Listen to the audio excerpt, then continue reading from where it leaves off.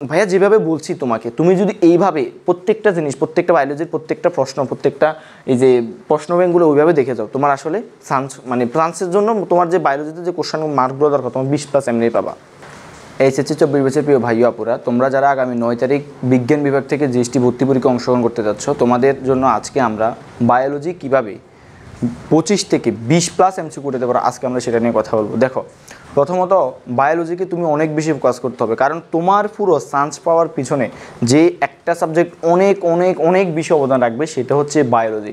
এটা তুমি বিশ্বাস করতে পারবা না, এটা বায়োলজি তোমাকে কী পরিমাণ সাপোর্ট করবে। এখন তোমরা যারা বায়োলজি দাগাবে না, তোমাদের উদ্দেশ্যে একটা কথা, তুমি একাডেমিকভাবে বায়োলজি পড়ছো না, তুমি একটু ভালো করে দেখবা বায়োলজিতে, একটু দেখবা যে তুমি বায়োলজি একটা এক্সাম দিয়ে দেখবা 25 মার্কে, আর তুমি যেই সাবজেক্টে এক্সাম দিয়ে দেবা, ধরো বাংলা বা ইংরেজি, তুমি মনস্তাত্ত্বিকভাবে স্থির করছো, তুমি ওই সাবজেক্টে এক্সাম দেবা, যদি তোমার বায়োলজি একটা মার্কও বেশি আসে ওই সাবজেক্ট থেকে, প্লিজ তুমি বায়োলজি প্রিপারেশন নাও, ঠিক আছে। কারণ হচ্ছে দেখো, তুমি একাডেমিকভাবে বায়োলজি পড়ছো, তুমি বোর্ড পরীক্ষায় রেজাল্ট করছো মোটামুটি, ধরো এই 4.50 তো এমনি পাইছো, ধরো A+ না থাকলো, অনেকের A+ও আসো, বা A+ না থাকলে আশেপাশে কিছু একটা আছে, তার মানে তুমি একটু হলেও ধরছো। তোমার উচিত বায়োলজি প্রিপারেশনটা নেওয়া, কারণ বায়োলজি তোমার পুরা চান্স পাওয়ার পসিবিলিটি একেবারেই পরিবর্তন করে দেবে বায়োলজি জিনিসটা, ঠিক আছে। তো কেন? কারণ দেখো, তোমার 100টা এমসিকিউ থাকবে, এই যে 100টা এমসিকিউ থাকবে, ঠিক আছে। 100টা এমসিকিউ ভিতরে 25টা থাকবে বায়োলজি, এবং 25টার ভিতর থেকে যদি তুমি কোনো রকম 20+ করতে পারো, দেখো তোমার চান্স পাওয়ার পসিবিলিটি কত বেড়ে গেছে, ঠিক আছে। এবং এই 25টা তোমার এই এমসিকিউগুলো তুমি যদি পারো, তুমি যদি মানে নিচ থেকে একেবারে মাথা থেকে আসে ফেলে, সেটা হচ্ছে তুমি 5 থেকে 6 মিনিটে এই 20-25টা এমসিকিউ দাগায় ফেলতে পারবা। তার মানে যদি 1 ঘন্টা থেকে 5 মিনিট দেয়, বাকি 55 মিনিটে তুমি 75টা দাগাবা। দেখো, তোমার জন্য বায়োলজি তুমি যদি পারো, তোমার চিন্তা করার টাইম নেই, যে পারবা দাগাবা। তো আজকে আমরা কথা বলবো যেইভাবে তুমি একেবারে 20+ এমসিকিউ কমন পাইতে পারবা, যে কি পড়বা। 2টা ভাগে ভাগ করছি, যারা একটু ফাঁকিঝুঁকি করছো, যাদের প্রস্তুতি একেবারেই খারাপ, মানে মোটামুটি না, মানে একেবারে খারাপ একটা প্রস্তুতি, তোমরা হতাশায় আছো। আর যাদের মোটামুটি ভালো, তাদের নিয়ে কথা বলবো, আর যাদের একেবারে ভালো, তাদের নিয়ে আমি আশা রাখবো এই মুহূর্তে কথা বলার কোনো দরকার নেই। প্রথমত, যাদের প্রস্তুতি একেবারে ভালো, প্রশ্ন ব্যাংক চিবিয়ে ফেলতে হবে।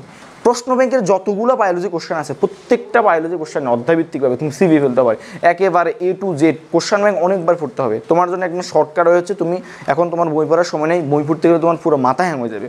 তুমি এখন একটা কোশ্চেন ব্যাংক নিয়ে ওই কোশ্চেন ব্যাংকের পাবলিক ইউনিভার্সিটি যতগুলো ইউনিভার্সিটিতে বায়োলজি কোশ্চেন আসছে, ওগুলো একেবারে ভালো করে চিবিয়ে ফেলবা, এটা একদম মাস্ট। তো কোশ্চেন ব্যাংকের ভিতরে ভাইয়া তোমাকে এই জন্য দেখছি, জিএসটি দেখবা must, DU, RU, CU, Jahangirnagar, JU, এইটা দেখার পরে সময় থাকলে বাকিগুলো দেখবা। বাট এই কোশ্চেনগুলো বিগত এই 15 থেকে 20 বছর যতগুলো কোশ্চেন যেভাবে আসুক, একেবারে ভালো করে এগুলো শেষ করে ফেলবা। শুধু যদি এই কোশ্চেনগুলো যদি তুমি ভালোভাবে শেষ করতে পারো, দেখবা তোমার চান্স, অর্থাৎ বায়োলজিতে তোমার একটা ভালো মার্ক পাওয়ার অনেক বেশি পসিবিলিটি থাকবে, ঠিক আছে।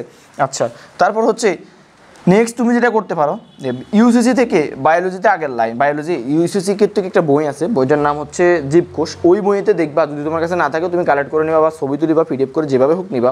ওই বইয়ে ওনারা খুবই সুন্দরভাবে ইম্পর্টেন্ট লাইনগুলো খুবই সুন্দরভাবে লেখা আছে ওনাদের এমসিকিউর আগে, তো ওগুলো ভালোভাবে পড়বা, ঠিক আছে। তার হচ্ছে প্রচুর এক্সাম দেবে। দেখো, বায়োলজিতে তোমার ভুল হওয়ার পসিবিলিটি এই থাকে, আবার থাকে না। যদি তুমি ভালোভাবে প্রিপারেশন নাও, এক্সাম দিয়ে নিজেকে প্রস্তুত করে নাও, তাহলে তোমার প্রিপারেশনটা মানে ভুল হওয়ার প্রস্তুতিটা, মানে ভুল হওয়ার যেই পার্সেন্টেজ, এটা অনেক কমে যায়। কেন? কারণ তুমি যদি এক্সাম না দাও, দেখবা কোনটা RNA ভাইরাস, এটা কমন হবে, এটা কমন হবে, কোনটা DNA ভাইরাস, এটা কমন হবে, এটা কমন হবে, হ্যাঁ। নিচের কোনটা অক্সালিক অ্যাসিডিক অ্যাসিড, এটা এই সংকেত মনে হবে, এই সংকেত মনে হবে, বা নিচের কোনটি আন্তরিক রসক্ষরণ করে, মানে অপশান যে মাথা কনফিউজ করার মতো অনেক অপশান আছে বায়োলজিতে। সেজন্য তোমাকে প্রচুর পরিমাণে এক্সাম দিতে, মানে প্রচুর মানে একেবারেই প্রচুর পরিমাণে তোমাকে এক্সাম দিতে হবে। তুমি দেখছো এই কদিনে জাস্ট বায়োলজি তুমি একটা ফিউজ সময়, ধরো তুমি ঘুমাইতেছো, অনলাইনে একটা এক্সাম দিবা, ঠিক আছে, তুমি একটু ঘুমাইতেছো, তুমি এখানে হাঁটতে পেরেছো, তখন এক্সাম দিবা। এই কয়েকদিন তোমার আসলে অত রেস্ট নেওয়ার দরকার নাই, তুমি জাস্ট এই কদিন জাস্ট প্রিপারেশন নিয়ে জাস্ট পড়তে থাকো, দেখবা তোমার বায়োলজিতে একটা ভালো একটা মার্ক আসবে। এবং বায়োলজিতে যদি ভালো একটা মার্ক আসে, তোমার ওভারঅল মার্কটাকে তোমার অনেক বেশি প্রোডাক্টিভ করবে। সো তোমরা বায়োলজিটাকে অনেক বেশি গুরুত্ব দিতে হবে। তো আমি এখানে বলছি যে যাদের প্রস্তুতি একেবারে খারাপ, এখন আসো যাদের মোটামুটি ভালো, বা আমি টুকটাক পারি, বা 10-12টা পারি, আরও বেশি উঠেছে, কী করবো? প্রথমত বই আন্ডারলাইনে একবার রিভাইজ দেবা, একবার, এই এখন তার সময় বেশি দিন নেই, একবার একবার রিভাইজ দেবা, বইয়ের প্রত্যেকটা আন্ডারলাইন ভালো করে পড়বা, যেগুলো ইম্পর্টেন্ট লাইন। আর জিএসটিতে এই দেখো সারা কোশ্চেন কঠিন করে কোথা থেকে, দেখো সারা আসলে তোমার জন্য অত বেশি সময় সারা রাখা না এই কোশ্চেনটা করতে, অনেক বেশি রিসার্চ তোমাকে আটকায় ফেলবে, মেরে ফেলবে, এইভাবে না।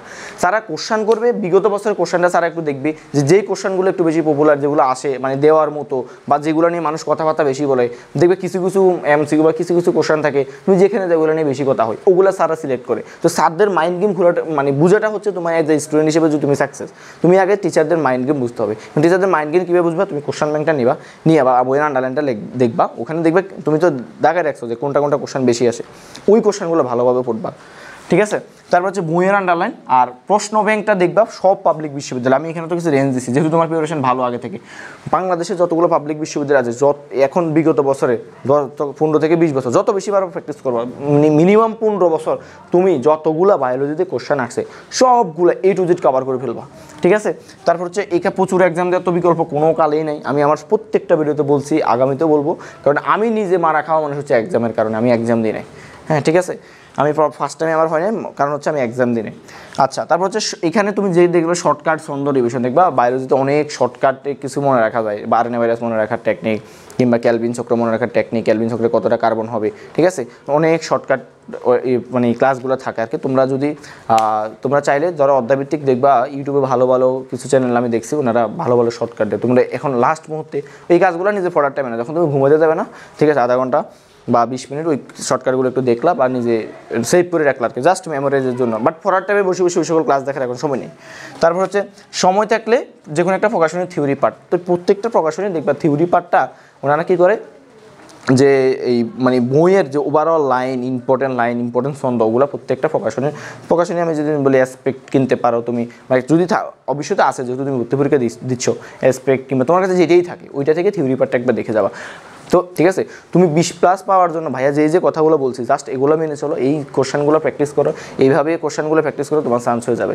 তো চিন্তা করো না, বায়োলজিতে একটা ভালো একটা মার্ক নিয়ে আসো, এবং বায়োলজি একটা ভালো মার্ক আসে তোমার ওভারঅল একটা ভালো মার্ক তৈরি দেবে, তোমার চান্স পাওয়ার পসিবিলিটি অনেক বাড়বে এবং ভালো একটা মেরিট আসবে, ঠিক আছে। সবার জন্য অনেক অনেক শুভকামনা রইল, সবাই ভালো থাকবা, সুস্থ থাকবা, ধন্যবাদ সবাইকে।